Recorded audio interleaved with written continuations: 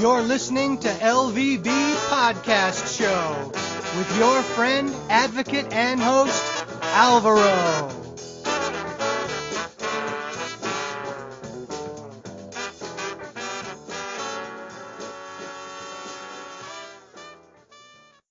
Hello and welcome to LVB Show. My name is Alvaro and I'm very happy to be with you tonight.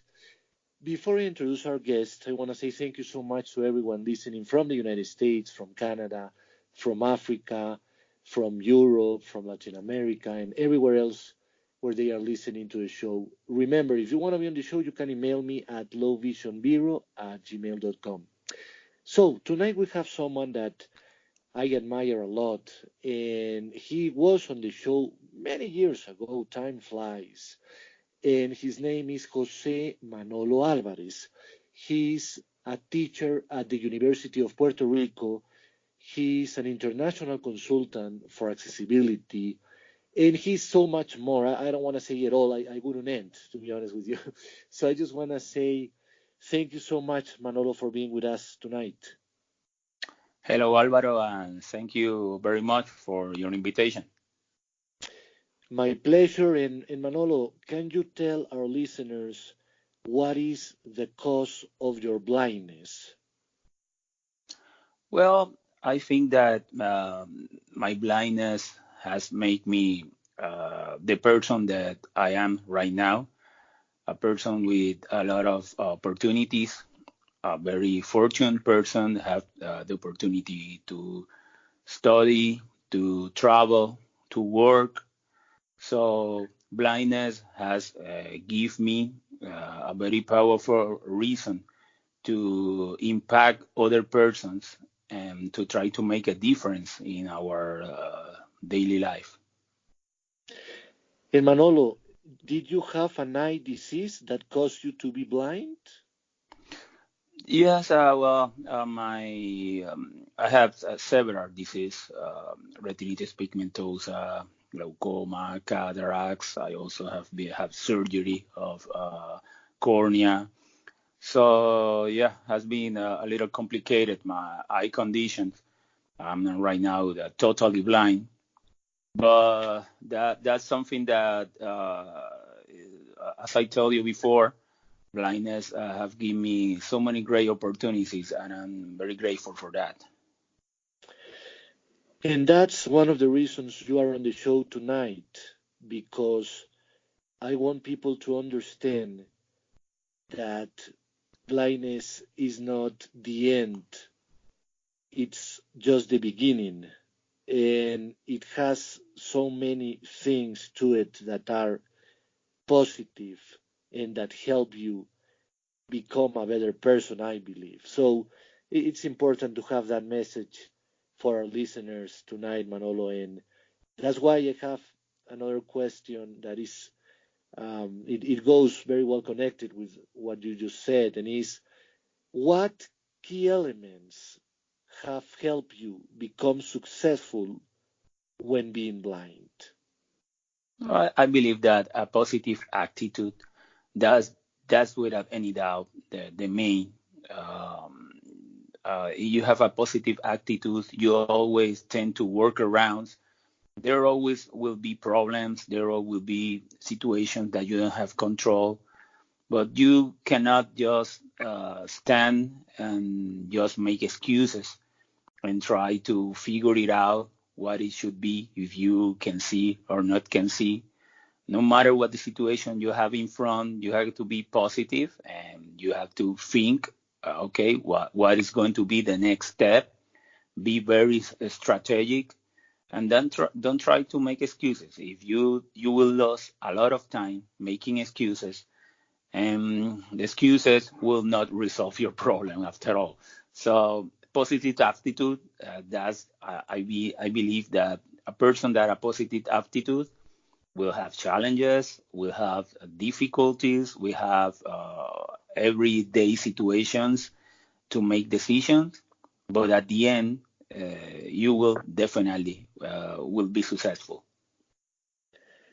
What a great message for our listeners. Thank you, Manolo, for that.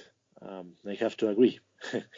And I would like to know a little bit what kind of technology do you use in your daily life, teaching, and also in your daily life when you go for a walk, at home, working? What kind of devices do you use? Well, I really like technology. I believe that technology, without any doubt, will make you a person where you have more opportunities in education and in work. But it is important that you always have fundamentals that you know how to write and read in Braille. You have the techniques to use your cane, to white cane. That's something that is very important, the fundamental, the basics. And then technology will support that skills. I use first what we call the universal design technologies. That is typical technology. For example, my cell phone. Every cell phone right now in the market has a screen reader integrated. So that's very important in the inclusion process for all blind. So there's going to be a lot of function that you can centralize on your cell phones. For example, GPS. If I am walking on the street, I am using my cane. So the cell phone and the GPS and the technology will not replace the use of your cane, but it will complementary. So I use my cane and I use GPS apps. That is just great because I can just make marks and point of interest and will definitely help me in my going to point A to point B. And I use a lot of other technologies. In these days, I use a lot of artificial intelligence technologies that are available, that new emerging technologies, and can be applied in a great way for us, for a blind person. So I use other technologies. I use Braille displays, so I can connect it with my cell phone or with my computer. I also use computers.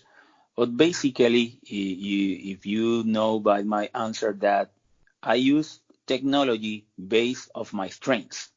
So I use technology, auditory technology, screen readers, or Braille display, or there is tactile. So if you always have to think, that's a positive thing, that what are my strengths?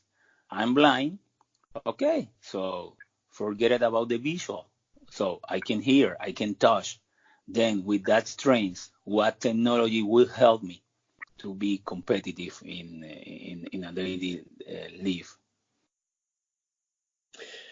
Now, you talk about GPS, you talk about points of interest. Can you give us an example of an application you use for that? Well, right now I am using one that is developed by Microsoft. It's called Soundscapes. It's just great because you can do what they call the virtual beacons, audio beacons. And there's like a mark, but it is you can make a mark, and when you are approaching to that mark, it will tell you that you are near that mark, but it will keep telling you all your surroundings. For example, at my work at the university, I used to use a route. There's a shortened route, but when you have to cross, there's no reference. So it's pretty hard to identify. So I just make audio beacon and it just gives me that idea. And then I can make that turn and use that route. So it is a very good application of technology. Also, Soundscape will tell you all of the places that you are nearby. If you are to the left, it will tell you just to the left speaker or to the right speaker. I use bone conduction headphone, and it is just great, just to know exactly when they tell you if you in your left or in your right.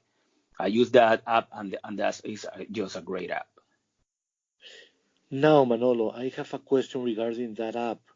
Is that app able to talk out loud or is only sounds? Yeah, it talk a lot. Ah, they do. Ah, Yeah, okay. You know why I am asking, Manolo, is because to certain people, and I'm included, I think sounds is good, but it's not enough. I mean, sometimes I get a little bit confused. It can be a sound because I have a hearing issue that, although is not huge, still you can notice that. So a voice is, in many occasions, for me better. So that's why I wanted to make sure they also had a voice yeah, for. yeah. They can tell you, uh, and I agree. Using voice, you will hear the direction in a very concrete way. There's no replacement for that. Sounds can be very good if you can follow that pattern, but voice is very specific, and without any doubt, in a GPS, you need voice enable that so that GPS can be a powerful tool. And they have it. You can choose between UK English or USA English, and they will download it and the voices, and you're up and ready to use it. Now, you also talk about bone conducting headphones, a new technology for me in the last few months. An American friend told me that she had them and how great they were. Can you tell us a little bit about them? Yeah, it is a headphone, but it is not, it not go inside of your ear. It is just go just in the cheek, just around your ear. So you are free to hear all the outside noise of the street. That just great for GPS, and it just vibrate because the sound will be transmitted to the brain by the bone. So you feel the vibration. It can connect it via Bluetooth or via cable, depending of your model. And for blind person and using GPS, it is just great because you will hear very clear all the ambient noise, and also the instruction for your screen reader. Wow, we are learning so much, Manolo, and we are just starting. um, Now, when I read all that you have done in your life, it's crazy. I mean, you you have done so much. Can you tell us a little bit of the things you currently do in your life, all your all the things you do in general? Well, yeah, I have a lot of projects. I will tell you about one of them. Is for me is the more important. It is my web portal. It's called Manolo.net, www.manolo.net, and that's why that's I would like to tell you I have a special mean because that portal that I created in 1996, we have now 23 years, just proves something that you as a blind person, as an individual, can make the difference with technology, and especially with the internet. My web portal is not affiliated with any foundation, any association, not receive any government money or don't receive any private money. Is that's what it called Manolo.net. Is just about technology, assisted technology for blind persons, and my knowledge just to share with other person. It is in Spanish language, but have been very grateful for having traveled all around the world thanks to my web page and have a lot of opportunity. But that proves that if you have an idea and you have the will to share your knowledge, you can do it. You don't have to wait for the government. You don't have to wait for somebody else that approve your idea. No, you have to believe in yourself, work very hard, and I always like to point that about my webpage. how in 23 years has grown independently. And that's something that I feel very proud of because internet is very powerful, and that's just an example of that. Wow, it's incredible, Manolo. I mean, 23 years. I mean, it's incredible. I mean, it has to be one of the first that began because I have been using the internet since 1995 or so as it arrived to Colombia. And to hear you telling me how long it's been, it's incredible. I think that's a great resource for people. And the other thing, Manolo, and for our listeners, is that you can translate anything these days, and so the website really it can also be available in English. For instance, let me give you a tip to everyone listening.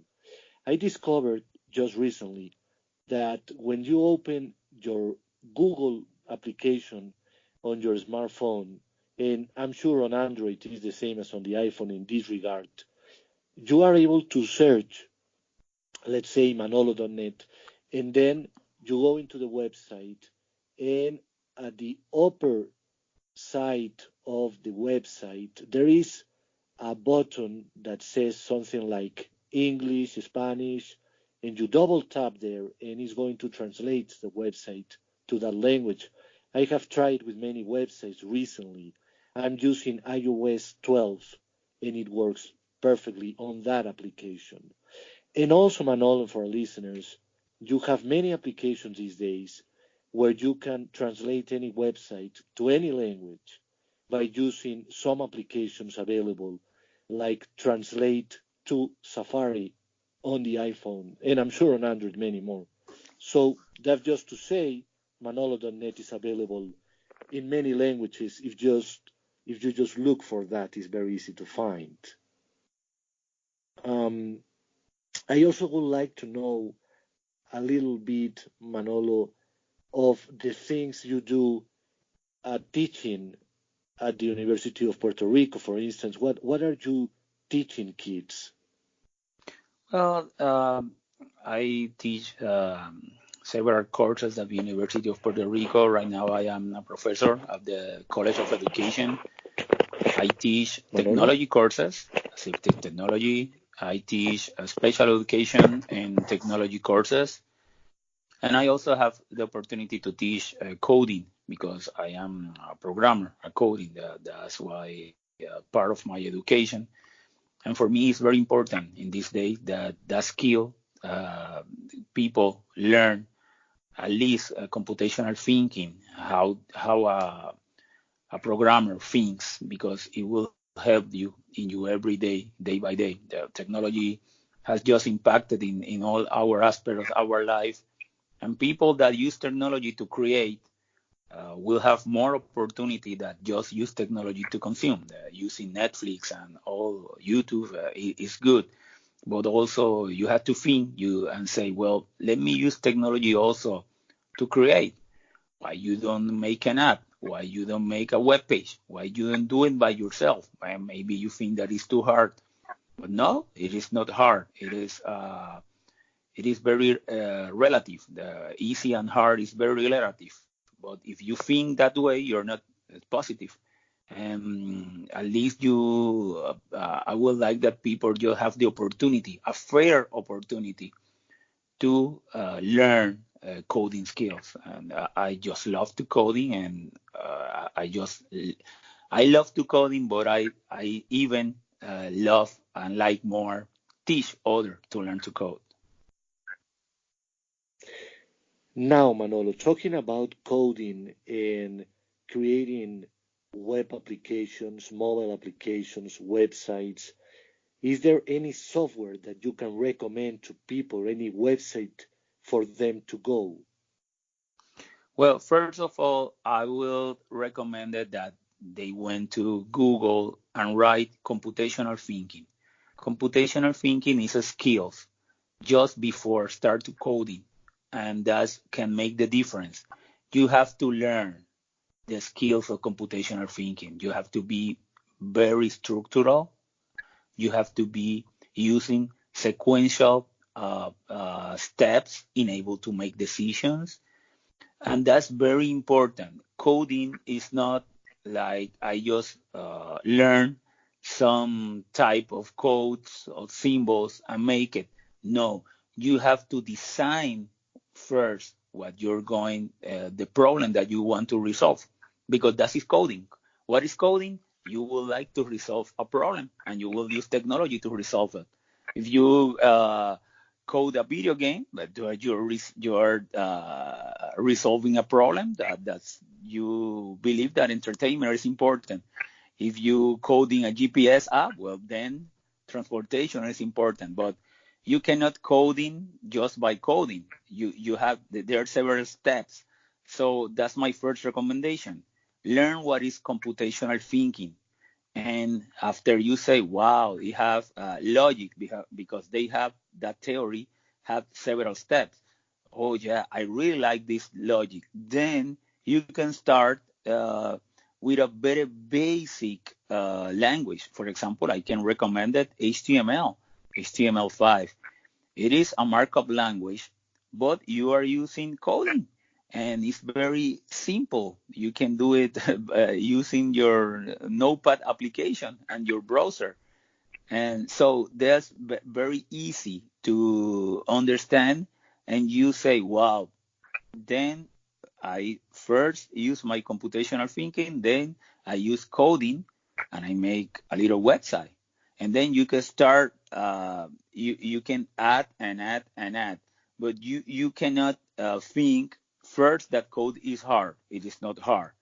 Second, that you will be coding a video game in 2 days. That's not true. That's not realistic. So if you follow the steps one at a time, you chances are that you will really learn how to code. And also, I would like to add that no, I not I will not pretend that everybody can become programmers. I mean, but at least you try it and you say I like it or don't like it. It's the same.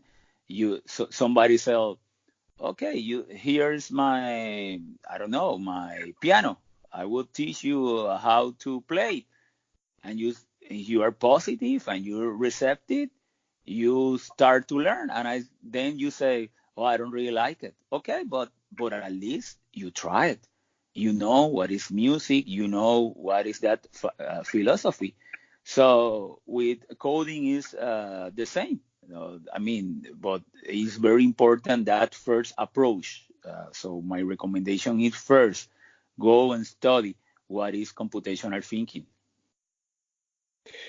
You are the first person to tell me about computational thinking. Always people that I hear talking about coding, they say, start coding. And I find very interesting and important what you are saying.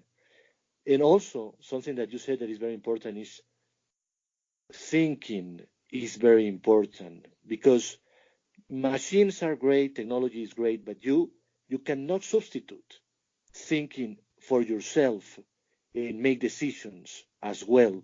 That it cannot be replaced. You know, technology is a great asset for us, but I think your point is very important and also for the youth, you know, because sometimes they just go to YouTube, they do this, they do that. Seems everything is very mechanical, but they have to also use their brain to go with it. That's why I think it's very good what you say, you know? Yes, and also computational thinking will help you to decide. For example, is a reality that not always we will get the optimal results. We have a problem, whatever the problem is. We will love Right, always to get the optimal results, but that not right, our reality in our day by day life. So in computational thinking, right, they help you to make decisions, and if you make this decision, then you have these consequences. Or if you make this other decision, then you have to decide, okay, but this time it will be better do it this, or this time it will be doing that, and thinking in a structural and a sequential way, and make the steps to make decisions will help you in every aspect of your life. But without any doubt, we will help you in the coding, especially learning coding. Then when you get really into coding and variables and all of the process, it will be very, very important. It is fundamental. That's the difference when you study coding at a university level and when you student by yourself. When you are learning by yourself, of course you can learn and you can be a great coder, even better than anyone. But you will not have that fundamentals, and that's something that the university can they give you that fundamentals that is very important in able to learn coding. Very, very, very interesting. And now that we're talking about coding, can you tell us if someone is listening and says, I would like to build my app for the iPhone, and people sometimes say the iPhone applications for iOS, in other words, may be a little bit different than coding for Android devices. What is easier, or it doesn't matter, it's just different? Well, there's a certain difference without any doubt, but my recommendation to all people that would like to start is that start learning HTML5. It's a very easy, it's a markup language, it's very easy to learn. When you have a web page in HTML5, then you can use different services that are available that can convert your web page to an app, to Android or to an iOS app. And that is what we call an hybrid app. And there's thousands, millions of hybrid labs on the apps on the App Store, on the Play Store. And a lot of people, what they do is that just make it in HTML5 and then convert it, and that process just convert it to an app, and then you publish on the store. So that will be my recommendation. So it will be very doable that a person can learn and can have the app in their app published in the app store. If in that process that person really exceed, and they will know if they can go directly and code a native app. So because for example in iOS, if you would like to publish on the app store, you will need to do it in a Mac and using Xcode, and you will have to do it using Swift or Objective-C. That are the two languages that they use it. The way that I tell you is that you do it in HTML5.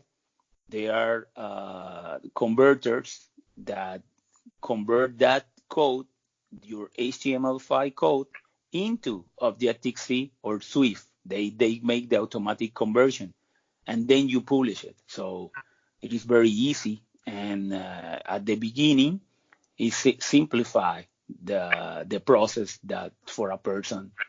It is always important that you have people that can support you. So also is try to find groups of coder that support you and can help you in any of those steps. And searching in the internet is also today very, very, very important and make easier that process, because I bet you that any of your question, if you use Google, probably you will find the answer. But that will be my recommendation.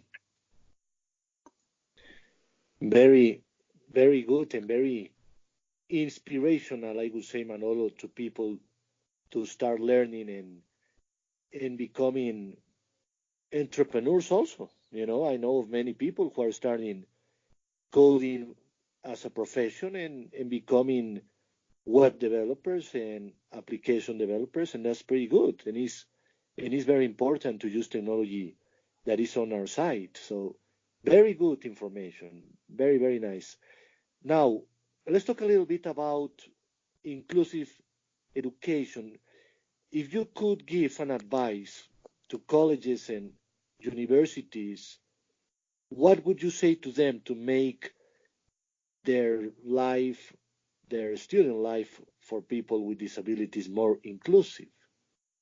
Well, inclusive education starts when the people at the more highest level of decision making believe that all of the students can learn. All, for example, in a school, then I'm talking with the school director, and then I'm talking to the administrator, and then the teacher.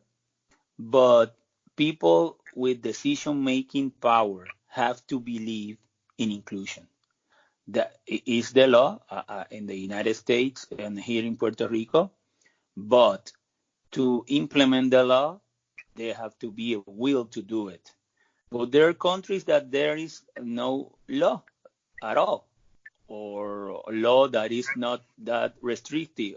So the best practice that I notice in the different countries that I travel, when inclusion has worked, you have to bet that there's decision making people that really believe in inclusive technology, and they will find a way. The school always doesn't have the money, they doesn't have the resources, but have the attitude, an inclusion, an inclusive attitude, and that is very powerful. Sometimes when you enforce an inclusion by the law, then you will not gain the best results because all of the parts then we will always read what it has been written in black and white, what the law is said, it says. But inclusion, when you believe it, it has no frontiers.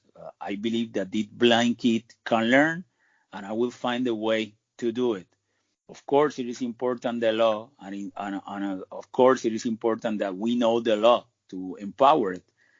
But it's very hard if you have a director, you have a dean, if you have somebody with power decision in an educational setting and does not believe in inclusion, is going to be more harder if either that person believe in inclusion. Very important what you say now. And I didn't have this question here, but it's like a follow up. But I think it's very important for listeners. And is let's talk about jobs. How is that in Puerto Rico for people with a visual impairment? It's hard. It's hard Oh, oh, because our society, the jobs, that there's one thing that is common in every society why jobs for blind persons is hard. Jobs are competitive. And when you enter true. in a competition, you are competitive. So you are competing against other persons that are not blind. So that's not fair. Yes, that's not fair, but it's the truth. So if you Mm. know that, you just that you can now know that I'm using computational thinking. I am thinking the problem, no jobs for blind persons, and I thinking what is the reality, and that's is not fair. But what can I do? Start to complain and make excuses? If I do, of course I will have all of the reason to do it, but that making excuses will provide me a job? No. So let's think how we can do, how we can prepare, how we can take advantage of a situation that I already know. I already know that I will be competing in disadvantage. So, for example, having technology skills is something that will improve your opportunities to obtain a job. That's for sure. It's not a guarantee, because in a competition, there's no job that is guaranteed for anybody, but it will improve it. Reading Braille, it will improve it. Using your cane and be independent, it will improve it. And in this day, today, having the STEM skills, the skills related to science, technology, and mathematics, and that's, I give you just an example, coding, that will improve it. No matter what is your job, if you say, well, I can code a web page, just a basic web page, that's something that is giving you an advantage, what I say, an edge. And I can create it, and I can improve and make that kind of apport to this company or these governmental sites. So you are jobs are not easy. The unemployment rate in Puerto Rico is very high, and comparing with other countries is a little bit lower, but still it's very hard to obtain a job being a blind person. That's why we should master of the skills and to try to be competitive. That's a very important message for everybody listening tonight. Now, you have told us you have a website, but you also have a mobile application and you have developed software and applications. Can you tell us about those things? Yes, it is something related to my website. I started my website just as a basic HTML, and then I just keep adding services related to my website. And then they develop different softwares, especially educational software, just to knowing a lot of blind person and blind kids and blind students try to resolve problems that they have, access to math, access to science. I start to develop accessible alternative in softwares I use, and they can download it from my webpage, several of them. I also added to my webpage a podcast. It's called Tiflo Audio, and you can subscribe and hear, and just mostly demonstration of assistive technology in Spanish language for blind persons. And I added an app so you can hear all of the episodes directly from the app in a very accessible player. I also added to my webpage foundation. I have a foundation called Malononet Foundation. Have 4 years old, and I teach in that foundation. I teach coding skill to blind kids. So the base is my webpage, and I just keep adding services so people can benefit, have different benefits from technology. Now, you were involved in a project with NASA. Can you tell us about that?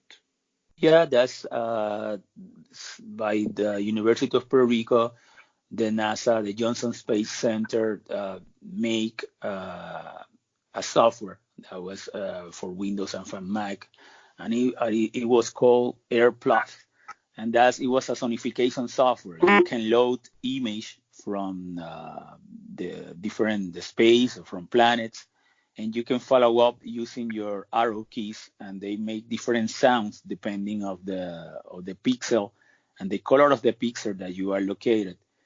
And I have the opportunity to work in the team, and the develop team, especially in the Spanish version. We do English and Spanish version, and it was a very good opportunity and experience for me. It showed me how powerful can be technology in certain area, and also how NASA can just do a lot of projects, including that special interest projects. Fascinating, Manolo. Fascinating. I really wanted to hear your thoughts about that. And finally, Manolo, I would like to know what's today in 2019 your biggest dream for the blind community and inclusion in this world?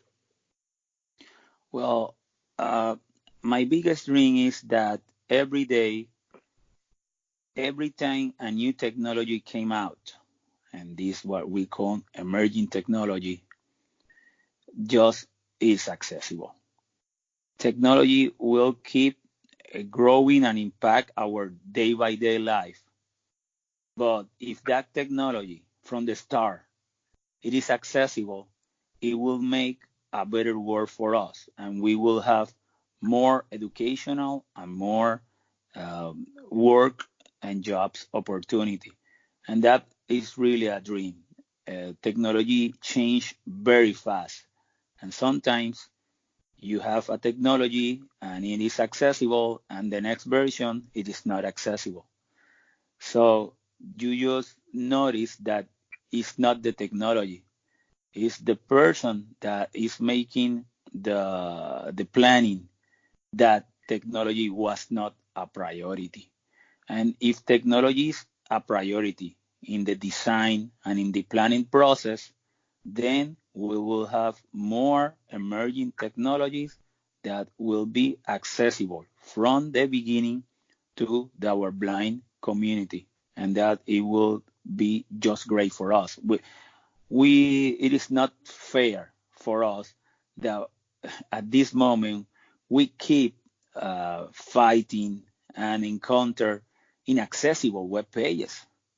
I mean, the W3C with the WCAG guidelines, with the WAI, right now are the dot 2.0 accessibility for the web are were published in 1999, 20 years ago.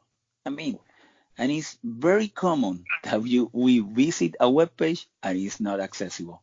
Of Yes, course, it is not accessible because the decision making, as I go back a few questions that you asked me, the right. person that it was in charge, accessibility was not a priority. So that is my dream, that accessibility can become a priority in technology. And I have to agree all the way with what Manolo just said. And finally, Manolo, what can do people to contact you? What are your contact information? The more easy is visit my webpage www.manolo.net, and you will find all of the resources over there. It is centralized. Perfect, Manolo. It's been a pleasure to have you on the show. Thank you so much for being with us. Thank you very much for the invitation. And for our listeners, if you want to be on the show, remember to email me at lowvisionbureau@gmail.com, and you can also find me on Twitter at lowvisionbureau. So this is Alvaro from LVB Show saying good night.